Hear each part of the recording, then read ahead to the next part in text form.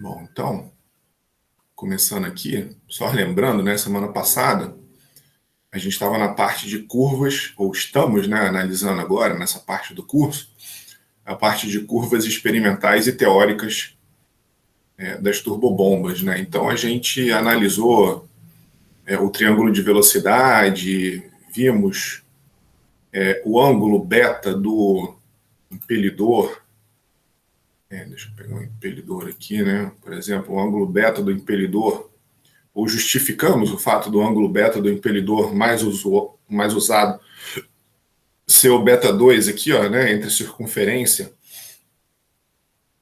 e o ângulo da pá ser menor que 90, com base, apesar do head diminuir nesse caso, né, com o aumento da vazão, a potência ela tem uma certa, vamos dizer assim, um certo equilíbrio, né, uma maneira, ela se comporta melhor, né, quando o beta é menor que 90. Se o beta 2 for maior que 90, como a gente viu aqui, ó, na curva head vazão, né, o que acontece é que a potência aumenta quase que linearmente aqui com a vazão, e aí a gente tem uma variação muito grande de demanda de potência para a mesma variação de vazão aqui, né, no caso do beta 2 menor que 90. Então a gente terminou a aula falando disso, né, ouvimos isso na aula passada, na semana passada. A gente fez esse exercício, esse exemplo aqui, né, para em função da geometria do impelidor aqui genérico, saber a potência e o head que esse impelidor geraria, né?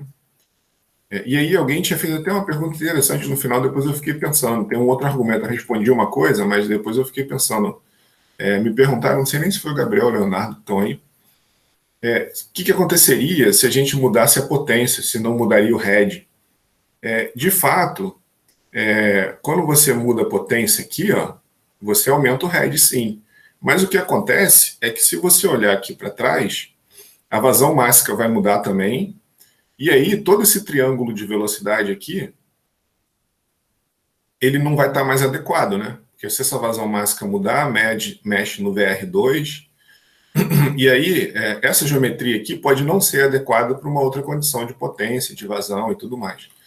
Então, o teorema do transporte de Reynolds, né, aplicado aqui nesse impelidor, ele acaba amarrando. Desculpa, gente. Ele acaba amarrando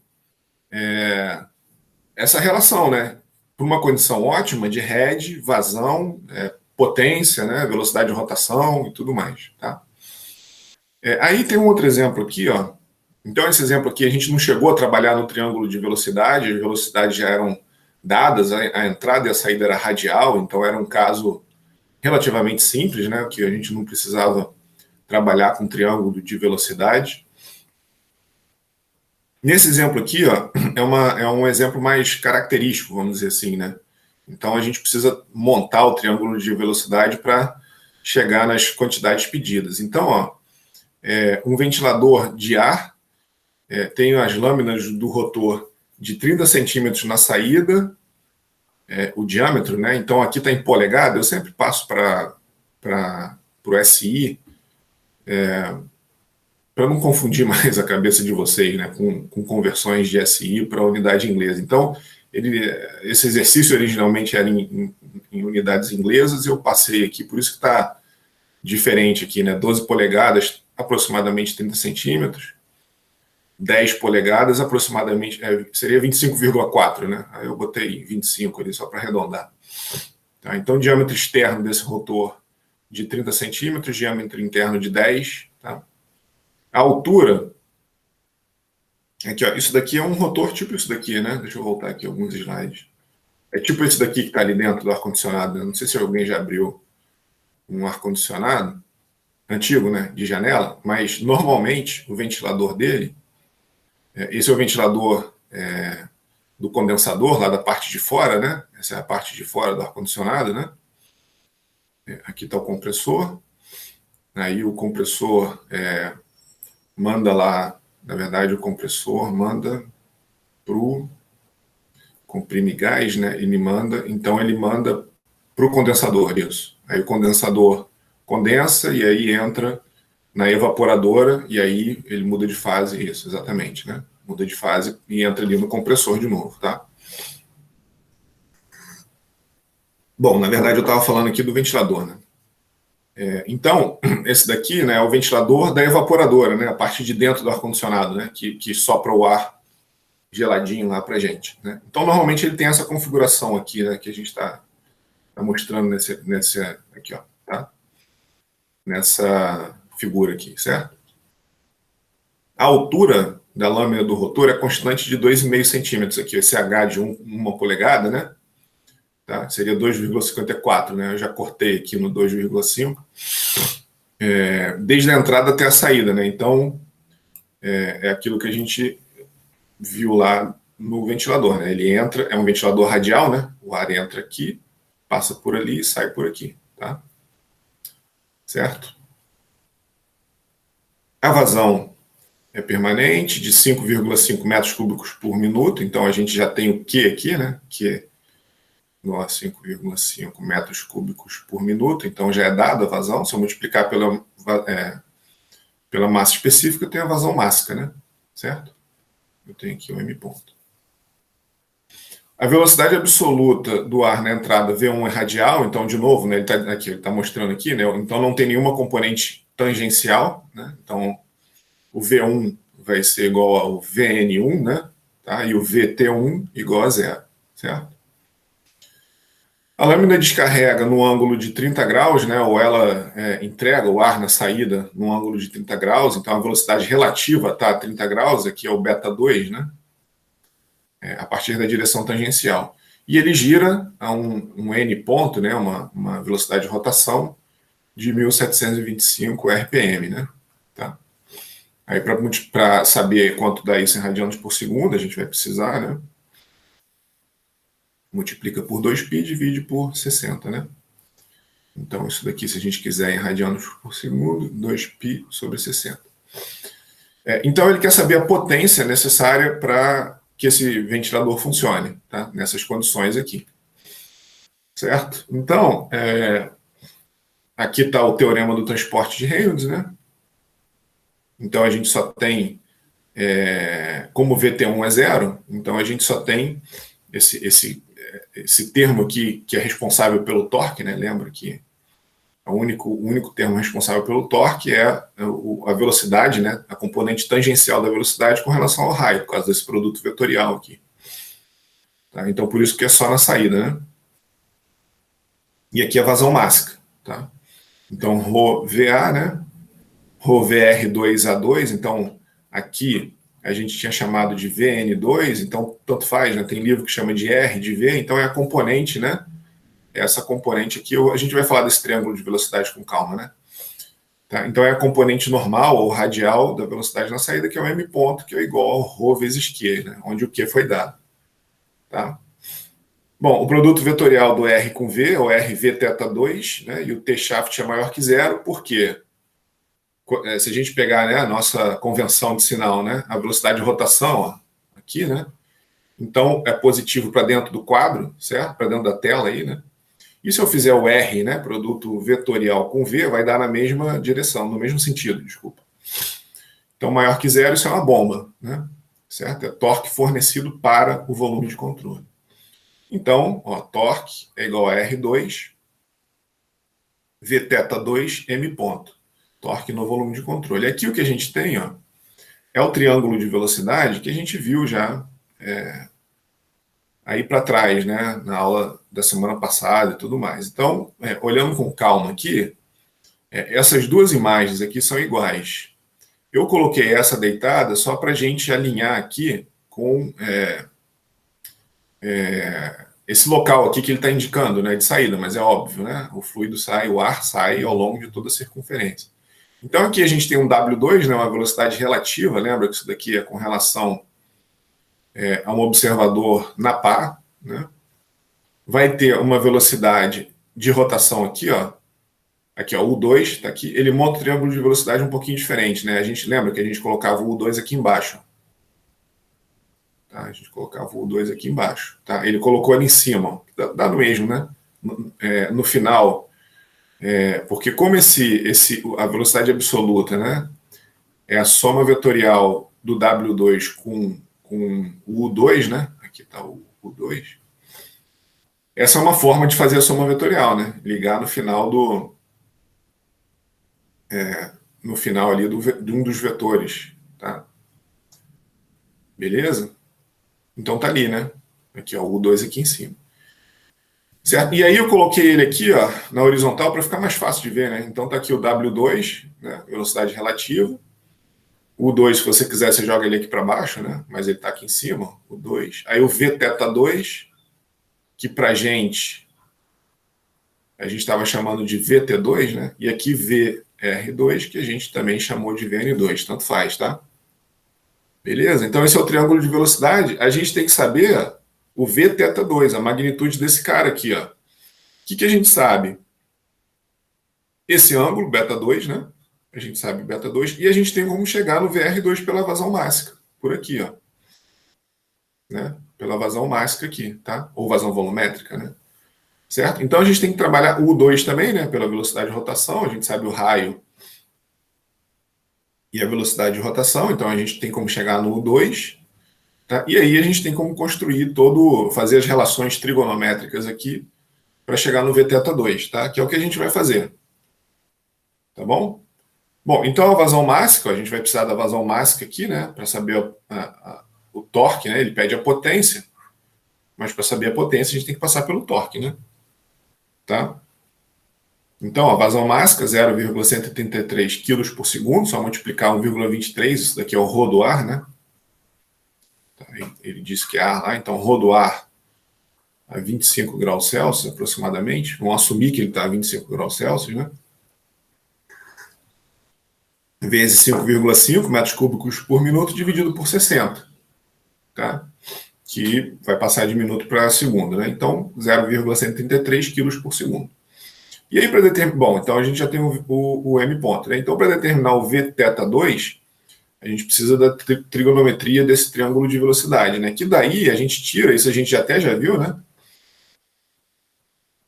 Aí para trás, se a gente olhar a trigonometria aqui, ó, o Vθ2 aqui, o que é o Vθ2? É o U2 menos W2 cosseno θ, né? Aqui, ó, tá? Menos W2 cosseno θ, certo? Tá ali, ó. Vθ2 é o 2 menos W2 cosseno 30, que foi dado, né? A gente tem o 2, ó, R2 ômega, 0,15, né? Ele deu o raio na saída lá, né? O R2. Aqui, ó, 30 centímetros de diâmetro, então raio 0,15. Aí a gente passa o 1725 de RPM para radianos por segundo, né? 1725 vezes 2π sobre 60, 27,1 metros por segundo. Agora, né? Então a gente tem o 2, ok. A gente sabe o cosseno de 30, a gente precisa de determinar o W2, né? Essa componente aqui, ó. A velocidade relativa, né? A velocidade do fluido com relação a um observador que esteja se movendo junto da lâmina, né? Tá? Então a gente precisa do W2. Aí a gente vai precisar trabalhar na trigonometria agora, a gente tem os outros componentes agora. E aí a gente vai precisar trabalhar para chegar no W2. Bom, o que a gente sabe, ó? Que o VR2, então tá aqui, né? VR2 ou VN2, como você quiser, né? É o W2 sendo 30, né? Tá? Então tá aqui o W2, aqui tá o 30. Então se você fizer W2 sendo 30, a gente vai ter o VR2, certo? E da continuidade, a gente sabe que o M ponto, ou que o Q, né? A gente poderia ter tirado a vazão máxima aqui, né? O Q é VR2A2. Ou M ponto é ρ VR2A2. Tanto faz. Tá? Então, VR2 é M ponto sobre ρA2, ou VR2 igual ao Q, né? Sobre A2. Também funcionaria, tá? Então, ó, substituindo o VR2 aqui, ó, a gente tira o W2, tá? Que é o que a gente precisa, lembra, né? A gente precisa do W2, ó, a gente precisa do W2 para determinar o Vθ2, é o Vθ2 que a gente está atrás, né? Para determinar o torque, né? que é o que foi pedido. Tá? Certo? Então, e o 2 a gente já determinou, né? Ômega R, tá? Bom, então W2, né? VR2 sobre seno 30, aí ele foi substituindo, né? Só que a gente sabe que o VR2 é M ponto sobre ρ2, tá lá, M ponto sobre ρ2 seno 30, tá? Substituiu ali. Bom, aí a gente precisa da área 2, né? Então, observa, a gente está indo, né, cada vez mais para dentro aí do exercício para determinar tudo que foi preciso, né? Então, assim, a gente precisa aqui da área 2 para determinar o VR2, para determinar o W2, para determinar o Vθ2, tá? Beleza? Então tá ali, ó. Quem é a área 2, né? 2πr2 vezes h, né? Tá aqui, ó. Isso daqui é uma vista superior, né? Da pá do ventilador, e essa é uma vista lateral. Então, quanto é essa área 2 aqui, ó, da saída? Ó? É o 2πr2, que vai dar a circunferência, né? Certo? 2πr2 dá a circunferência. E o h dá essa altura aqui, né? Então, é a vazão, é a área 2 por onde o ar está saindo, né? Tá? Por aqui, né? Certo? Por aqui, para frente, para trás, por tudo, né? Tá? Então, 2πr2 vezes h. Aí agora a gente já tem tudo, agora é só sair substituindo e voltando, né? Então, W2 M ponto sobre ρ, aqui tem um parênteses, né? 2πr2h seno 30. Aí a gente tem tudo, ó. Vazão mássica, né? 0,133 sobre 1,3 vezes 2πr2, está aqui, né? O H está aqui. Cadê o H? É uma polegada, eu lembro que era 2,5, tá aqui, ó. 2,5. 0,025, né, em metro, né, tá? Sendo 30. Então, W2, aí se vocês fizerem essa conta aqui, né, 9,19 metros por segundo. Agora, a gente pode jogar no Vθ2, né? A gente tinha calculado esse cara já, lá, a primeira coisa que a gente fez. 9,19 acabou de aparecer. Cosseno 30. Enfim, da trigonometria. Então, 19,13 metros por segundo. Agora, a gente pode escrever isso na equação de Euler, né? Potência de eixo, R2, Vθ2, M ponto. Temos Vθ2, temos M ponto, temos R2. Então, torque de eixo 0,138 Nm. Observa, né? É um ventilador. Então, olha como é que o torque é baixo, né? Bem menor do que aquele que a gente viu anteriormente lá para a bomba, né? E uma potência, ó, de 0,09 HP. Então, se vocês olharem aqui, né? O M ponto, a propriedade do fluido, ele entra aqui no M ponto, né? Como o M ponto é o ρ vezes a vazão, então o ρ do ar é aproximadamente 1,23, né, a 25 graus Celsius, e o ρ da água é quanto? Aproximadamente 1.000, né? Quilos por metro cúbico a 25 graus Celsius. Quilos por metro cúbico. Então, por isso que torque de ventiladores são bem menores, né? Por isso que a potência que você precisa para funcionar um ventilador é muito menor do que para funcionar uma bomba. Porque a vazão, a massa específica dos gases é bem menor. Então, um motorzinho aí de 0,09 HP, um torque de 0,38 Nm já é suficiente para, rodando, né, a 1.725 RPM, já é suficiente para fazer o que esse ventilador se propõe a fazer, tá?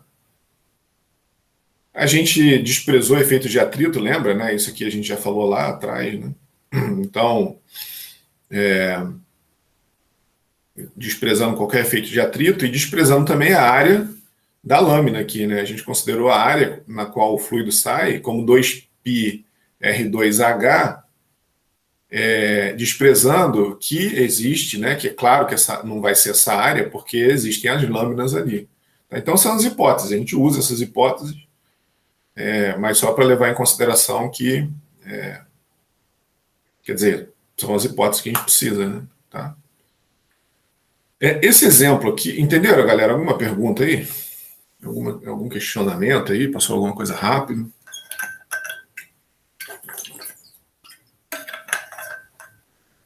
Bom, então esse exemplo aqui, ó, é para água, né? Então agora a gente tem o exemplo da água, mas ele é igualzinho o caso que a gente acabou de fazer. Então eu vou passar um pouco mais rápido. E aqui tem uma coisa interessante que ele faz as substituições. Em vez dele ir fazendo essa trabalheira que a gente fez aqui, calcula o VR2, calcula o W2, ele de cara ele já vai substituindo a trigonometria. Aí eu vou deixar para vocês verem, mas é igualzinho, tá? É exatamente da mesma maneira, tá vendo? O triângulo de velocidade, aí calcula o VR2, né? Aí joga. Aí, só que aqui a diferença, olha só, ele identifica, ó, igual a gente fez aqui, ó. Olha aqui atrás, ó. A gente precisou, ó, do W2 e trabalhou no W2 com o VR2, né? Com esse triângulo de velocidade, identificando que o VR2 vinha da vazão volumétrica ou vazão mássica. E aí, ó, observa aqui, né, que o VR2 é W2 sendo 30. Né? O que ele fez aqui nesse exemplo? Ele substituiu direto aqui, ó. Aqui, ó, VR2, W2 seno de beta 2, né? Tá? Ele substituiu aqui o W2 aqui, ó. Aí virou VR2 cotangente de beta 2, tá vendo? Então ele foi fazendo um monte de substituição aqui que simplificou o problema. Então é uma forma, assim, que eu acho até mais interessante de fazer, porque no final das contas, a probabilidade de errar em conta é menor, né? Tá? Aí, ó, tanto é que ele fez até bem mais rápido, tá vendo aqui, ó? Ele não precisou fazer aquele monte de conta que a gente fez. Depois vocês deem uma olhada com calma, é igualzinho aquele exemplo ali. Tá? Aí aqui, ó, rapidinho ele chegou no VTeta 2, ó. Tá? Aí ele chegou no RED, né, de 122 metros e uma potência de 161 HP. Então, por que essa bomba precisa de uma potência muito grande, né? Porque ela desenvolve um RED enorme aqui, ó, imagina, um RED de 120 metros, você leva um prédio de 120 metros, é bem alto, né?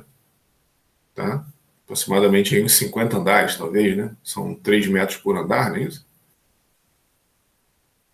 Aí, falei besteira, hein? Opa. 40, né? Uns 40 metros. 40 andares. Certo? Então, é muita. Quer dizer, é um desnível enorme, né? Então, por isso que ela precisa de 160 HP, né? E vamos dar uma olhada na vazão máxima. Não é tão grande, né? Opa. 10 a menos 1 metros cúbicos por segundo, essa aqui é a vazão volumétrica, né?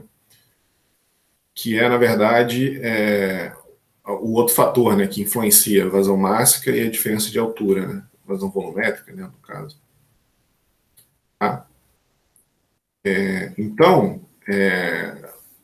mas a maneira de resolver é igualzinha, tá certo? Aí vocês deem uma olhada aí com calma nesse. E aí, esse exemplo aqui, ó, ele é um pouquinho diferente porque ele pede para montar o triângulo de velocidade na entrada e na saída. E, de novo, na entrada radial, tá? Beleza? Então é o seguinte, ó, o impelidor de uma bomba centrífuga tem diâmetro de 50 metros, 50 milímetros, externo, diâmetro interno de 50 milímetros e externo de 250 milímetros, tá?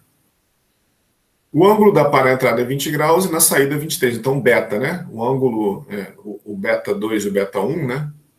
Na entrada, o beta 1 é 20 e na saída, o beta 2 é 23. O impelidor tem a altura de 10 milímetros na entrada, então é o que está mostrando aqui na figura. 10 milímetros na entrada e 5 milímetros na saída, tá? Então, ele entra, né? Com diâmetro, com uma altura maior e entrega o fluido com uma altura menor. A rotação da bomba é de 1.300 RPM, então ele quer saber o triângulo de velocidade na entrada e na saída com entrada radial e saber o head, a potência e o torque que essa bomba desenvolve. Né? Então aqui ele está pedindo mais coisas, ele está pedindo para construir todo o triângulo de velocidade. Bom, então aqui estão os dados, né, do problema. Então, para determinar o triângulo de velocidade na entrada, né, a gente precisa do quê? Do U1, o W1 e o V1, né? O mais direto, né, o mais rápido aqui, o que aparece sem muita conta, né, é o 1, é o ômega R1, né?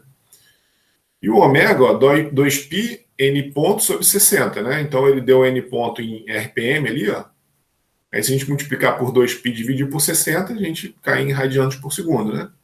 Multiplicando pelo R1, que é 5 centímetros, né, ou 50 milímetros, a gente tem 3,4 metros por segundo. Então, o beta 1, desculpa, o U1 aqui, ó, ele já está definido, né? Ele tem a magnitude de 3,4 metros por segundo e ele está aqui na horizontal, certo? Usando o nosso referencial, que é a circunferência do impelidor, ele está aqui na horizontal, né? A relação entre U1 e V1, né? Então, e por que o V1 aqui é radial, certo? Então ele é igual ao Vn1, né? É que a tangente de beta 1, né, a tangente desse ângulo, é o cateto oposto, V1, sobre o cateto adjacente, U1. Tá? A gente tem o U1, tem o beta 1, então a gente tira aqui, né? O 1, tangente de beta 1, 1,24 metros por segundo. Tá? Então a gente tem o V1, né? O U1, e a gente sabe que para a entrada radial, a gente tem que o W1 é a soma vetorial dos dois, né? Certo? Porque a entrada aqui é radial, né? Tá? Beleza? Então o W1 vai ser V1 ao quadrado mais o 1 ao quadrado, dá 3,62 metros por segundo, nessa configuração, né? Tá? Então tá aqui, ó, o triângulo de velocidade na entrada. O 1, 3,4, V1, que é igual a Vn1, 1,24, e o W1, 3,62 metros por segundo. E o ângulo de 20 graus aqui. Então tá montado o triângulo de velocidade na entrada. Tá? E aí na saída, a gente usa a vazão para determinar o Vn2. Aí aqui, né, a ordem, enfim, cada um faz como preferir, né? Eu estou mostrando uma ordem, vocês podem começar de outros componentes, e na verdade vocês podem até usar a regra de seno, tem gente que usa a regra do seno, a regra do cosseno, eu prefiro usar calcular dessa fórmula, né? Mas vocês podem fazer do jeito que vocês quiserem, tá? Bom, então tá aqui, ó, a vazão volumétrica, π D1, B1, Vn1, né? Tá? Então, velocidade vezes a área, né? π D1, B1, tá? Então, a gente tem aqui, né, π, que é igual a π D2, B2, Vn2, enfim, é a vazão volumétrica constante, né? A continuidade isso daqui, né? A gente sabe, né, e foi dado que a vazão volumétrica é de 0,00195 metros cúbicos por segundo.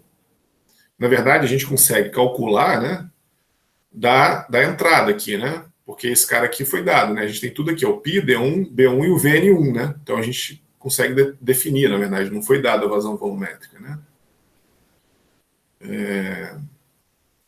Tá, então não foi dado, mas a gente consegue determinar, né? Pela geometria, tá? Então 117 litros por minuto ou 0,00195 metros cúbicos por segundo. Então o Vn2, né? É a vazão volumétrica aqui, ó, que foi dado da entrada sobre o πd2b2, né? Está isolando aqui o Vn2, né? Sobrou o πd2b2. Aí a gente tira que o Vn2 é 0,49 metros por segundo. Aí, né, para trabalhar no triângulo de velocidade, a gente precisa dessa projeção aqui, né? O W2 cosseno θ. Tá? Que é o W2U aqui, né? Que ele definiu aqui. Mas a gente não tem o W2, né? Mas a gente consegue relacionar o W2 cosseno θ aqui, né, essa projeção do W2 na horizontal, com Vn2, que a gente acabou de determinar. Né? Então, essa relação aqui, ó, Vn2 com W2, é essa daqui, né? A tangente de beta 2 é o cateto oposto, que é o Vn2, sobre o W2U. Tá? Então, W2U, Vn2 sobre tangente de beta 2, 1,17 metros por segundo. E o 2, também direto, né? Poderia ter começado por ele, tudo bem, né? 17,02 metros por segundo, ômega R2, né? Ou ômega D2, 2π, seria 2π D2 N ponto sobre 60, né? Mas como a gente trabalhou com... Seria 2π R2 N ponto sobre 60, mas como a gente trabalhou com diâmetro aqui, né? Aí o 2π foi simplificado, tá?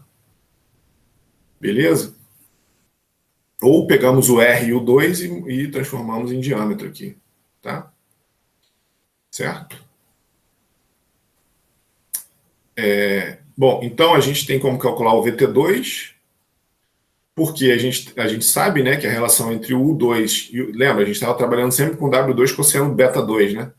Mas aqui a gente não chamou ele de W2U porque a gente não tinha o W2, ele veio dessa relação trigonométrica do VN2 e o beta 2, né?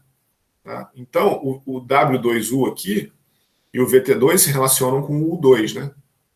Então tá aqui, ó. VT2, U2 menos W2U. Aqui normalmente a gente escreve W2 cosseno beta 2, né? Então, 17,02 menos 1,17, 15,85, tá? Bom, com VT2 e VN2 a gente pode ter a velocidade absoluta na saída, o módulo da velocidade absoluta, né? Que é o VT2 ao quadrado mais VN2 ao quadrado, tá? Então a gente calculou as projeções aqui, ó, VT2 e VN2. Agora, para determinar o V2, só fazer, né, a raiz quadrada das componentes. Olha aqui para a fórmula do head, ó, ou do torque, né? O que acontece com essa bomba se o VT2 fosse pequeno?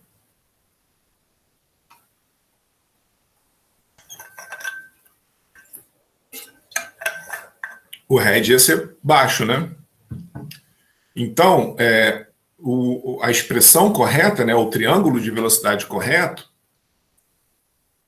tá aqui, ó, com o VT2 muito perto do 2, ó. Quanto maior o VT2, maior o head que você consegue, né? Certo? Então, esse triângulo de velocidade aqui, ele é mais coerente do que esse triângulo de velocidade aqui. Aqui eu fiz uma tentativa, escrevi de qualquer jeito. Aqui eu já fiz um triângulo de velocidade na escala, né? Eu peguei o tamanho dos vetores aqui e fiz na escala aqui, ó. Então, ó, o U2, observa aqui, o VN2, né, 0,49, e o Vθ2, 15,85. Na verdade, não está nem tão em escala, né? O VN2 era para ser bem menor, mas talvez ele fosse ficar tão pequeno aqui, ó. Né? Observa que aqui, ó, o VN2 0,49 e o Vθ2 15,85. Tanto é que o V2 ele está muito mais perto do Vθ2, olha lá, ó. Tá?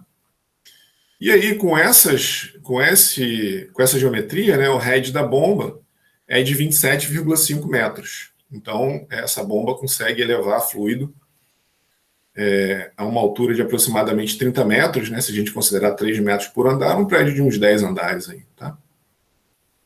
Certo? E aí uma potência de 0,7 HP, 524 watts, e um torque, né, o eixo, né, um torque no eixo de 3,85 Nm, tá? Certo? Alguma dúvida aí nesse exercício? Alguma pergunta?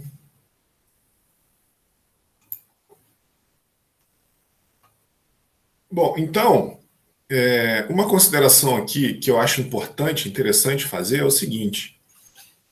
O teorema do transporte de Reynolds, ele é uma maneira conveniente de variar de relacionar, né, a variação da quantidade de movimento angular, que a gente viu, né, que no final das contas é U2 VT2G, né, com a entrada radial, certo? Então essa é a variação da quantidade de movimento angular que o fluido sofre ao passar pelo impelidor, o head da bomba e o torque no eixo, né?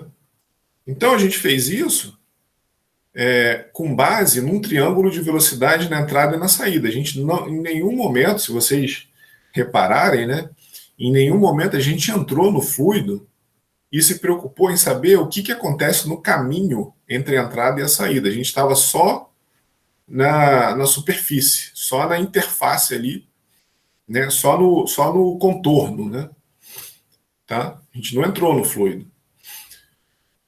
Então, os detalhes que ocorrem quando ele passa pelo impelidor é altamente complexo. E aí, esses mínimos detalhes só são capturados por análise diferencial. E, no fim das contas, né, quando a gente fala análise diferencial, a gente, de uma certa forma, precisa de técnicas de CFD para resolver essas de fluidodinâmica computacional, né? Um programinha tipo ANSYS, tipo console, alguma coisa assim, ou fazendo no braço, né? Fazendo no C++, fazendo no MATLAB, né?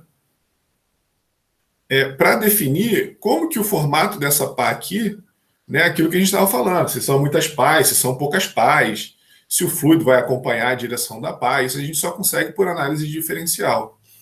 Agora, seja qual for a estratégia adotada, tem que fornecer, né, elas têm que fornecer a mesma energia global para o impelidor, porque a física do problema ela é tratada tanto igual, né, a natureza não sabe como ela está sendo estudada. Então, independente de como você estudá-la, o resultado tem que ser o mesmo. Então, aqui, ó, isso seria uma análise por CFD do impelidor, certo? Isso daqui é uma análise pelo teorema do transporte de Reynolds, que é o que a gente está fazendo, né? Tá? Que a gente relacionou torque com vetor velocidade, depois calculou potência e head. Seja qual for a análise, impossível dar diferente, tem que ser igual, tá? Porque a natureza é a natureza, né? Você faz um impelidor que respeita esses ângulos aqui. Se você encontrar resultados diferentes, alguma coisa está errada, tá? Beleza? Só que é o seguinte, ó.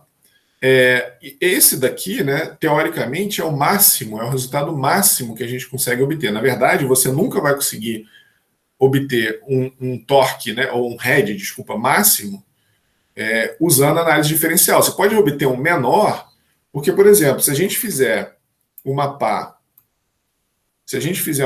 sei lá, toda ondulada assim, ó, certo? Que é um absurdo, né? Que você vai fazer o fluido passar por uma série de acidentes na linha, claro que o head vai cair muito porque ele vai ter uma perda de carga muito grande por aqui. Entenderam? Então, essa análise, isso daqui, ó, poderia ser um benchmark, né? Uma análise aqui, se você tiver um dia projetando uma bomba por CFD e você achar aqui um head de 30 metros, mas você calculou aqui, né, que o head era de, sei lá, 25, você cometeu algum erro aqui, tá? Porque nunca pode passar de essa bomba, né? Se for igualzinho, né? Se você estiver projetando o mesmo impelidor no computador aqui, né? Por CFD, ela nunca pode passar de 25 metros, tá? Entenderam essa discussão? Então, só o CFD ele permite analisar o detalhe fino do projeto aqui, né? Se o impelidor, se a pá vai ter essa curvatura, se vão ser 8, 10 ou 14 pás, a influência disso, né? E depois, é claro, como uma análise por CFD, por melhor que ela for, sempre apresenta, sempre vai ter detalhes do escoamento que não são capturados tão precisamente quanto na vida real, depois tem que pegar isso daqui, fabricar um impelidor e levar lá para o laboratório, né? Sei lá, fazer um protótipo, né? Em escala real, sei lá, numa impressora 3D, não sei, antes de fazer em metal, por exemplo, né? E aí confirmar que a sua simulação por CFD está certinha, tá? Beleza? Aqui, ó, lembra, né, que para a gente fazer essa análise diferencial de pressão, de velocidade, a gente tem que fazer uma análise diferencial, né? Aqui a gente tem conservação da massa, aqui a gente está na Navier-Stokes, né, ou a quantidade de movimento linear da forma diferencial, e eventualmente aqui a gente tem a equação da energia, né? Se houver uma transferência de calor, se tiver acontecendo uma taxa de transferência de calor, uma diferença de temperatura ali, né? Então, aqui a gente tem condutividade térmica, capacidade térmica, né? Então, são propriedades relacionadas, e aqui a dissipação viscosa, né? São propriedades relacionadas, ou que relacionam, né? Movimento, né? Equação da energia aqui nesse caso, né? Está relacionando o escoamento, né? U e V, são as componentes horizontal e vertical do vetor velocidade, né? Com taxas de transferência de calor ali que estão se desenvolvendo, se eventualmente tiver alguma transferência de calor acontecendo ali, tá? Beleza? Então, para a gente chegar nisso daqui, né, para fazer isso, a gente não pode fazer essas análises simples, né? Não consegue por essas análises simples que a gente estava vendo. A gente tem que cair dentro das equações diferenciais, tá? Beleza? Essa velocidade, né, ou esse escoamento é altamente complexo, tridimensional, compressível, transiente. Então, a gente assumiu diversas simplificações para um tratamento analítico no escoamento de bombas, né? Mas na vida real, se alguém for trabalhar com isso ou quiser trabalhar com isso, tenha em mente que isso aqui que a gente faz aqui no curso, né, em nível de graduação, é a ponta do iceberg, né? Tá? Não dá nem muito tempo da gente implementar uma técnica de CFD, alguma coisa assim, certo? Ensinar, né, fazer isso daqui é uma coisa complexa, né? Você tem que desenhar isso daqui no Solid, talvez, né, no SolidWorks, jogar para um programa de física computacional, né, de CFD, rodar, fazer refinamento de malha, é uma complicaçãozinha aqui, né? Então eu só mostro isso para vocês, vamos dizer assim, para mostrar a vida real, né? Certo? Isso daqui dá uma ideia, é muito poderoso, né? O triângulo de velocidade dá muita informação pertinente para a bomba, mas se a gente quiser uma análise mais, vamos dizer assim, de engenharia fina, né? Aí não tem jeito, tem que partir para técnicas de CFD. Tá? Então isso daqui é uma simulação, eu peguei na internet, né? Botei lá CFD pump, CFD bomba, alguma coisa assim. E aí, isso foi uma imagem, né, que eu retirei da internet aí, tá? Beleza? Aqui a gente tem, ó, eu sempre abro esse site aqui que ele é interessante.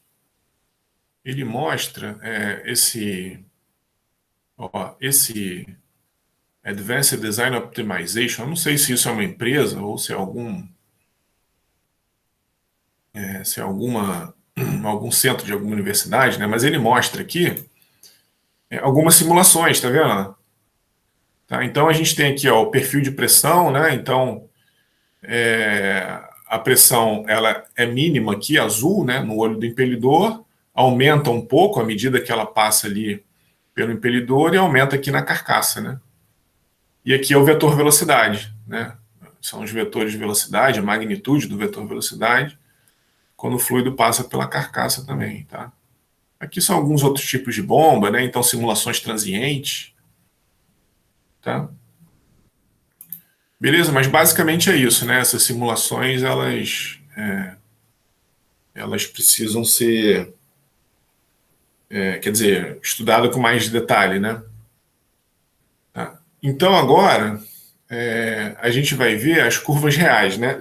Observa que até agora a gente falou das curvas ideais, né? Todas essas curvas aqui que a gente viu, ó, quando a gente fez essa análise aqui, né? É uma curva ideal, a gente não levou em conta nenhuma perda, né? Como se o fluido fosse invícido, não tivesse perda de carga, né? Uma série de hipóteses aí que a gente precisa levar em conta agora se a gente quiser estudar a curva real, né, ré de vazão das bombas, tá? E fugindo, né, de complicações como essa aqui, tá certo? Então a gente faz um parâmetro, né, a gente vai ver que leva em conta todas as perdas, né? Então, é o que está falando aqui, ó, essas análises que a gente fez até agora tem uma série de simplificações.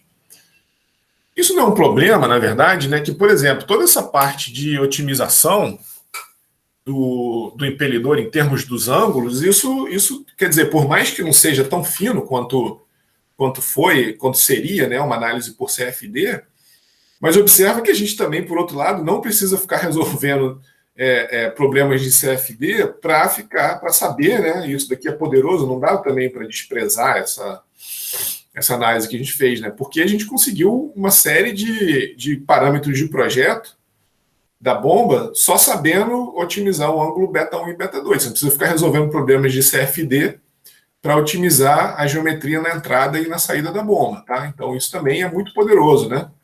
Tá?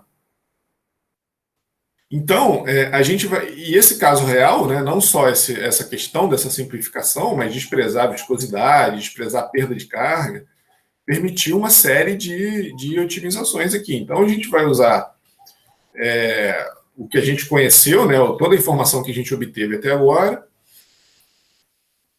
e aplicar isso para curvas reais, né? Vai ver quais são os parâmetros que entram agora para a gente estudar as curvas reais, tendo como base, né, como o caso base, né, a curva ideal. Tá?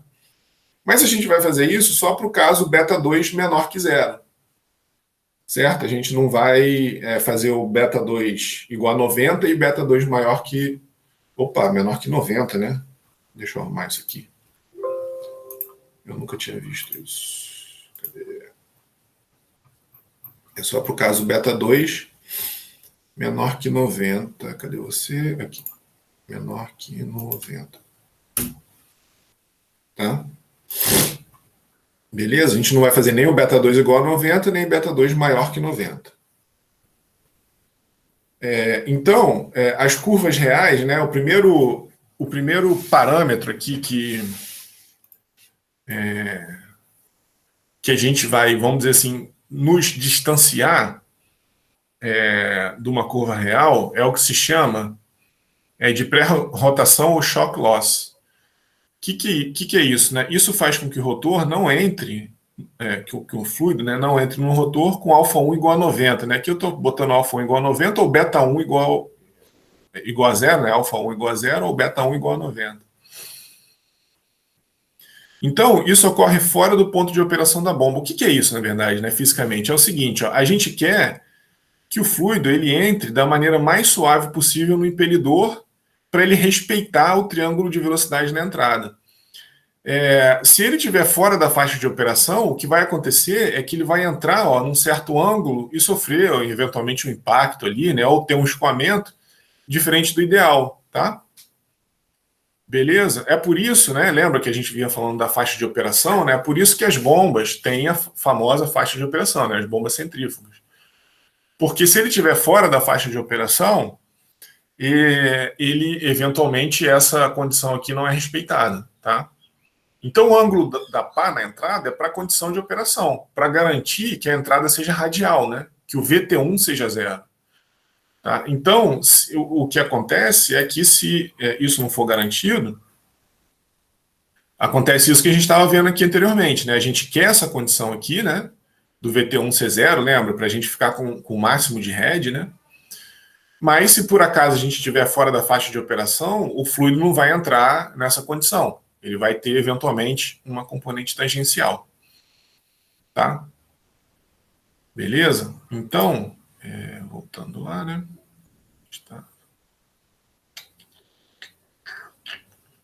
A gente estava aqui. Certo? Então, o primeiro caso é esse, né? A gente nada garante, né?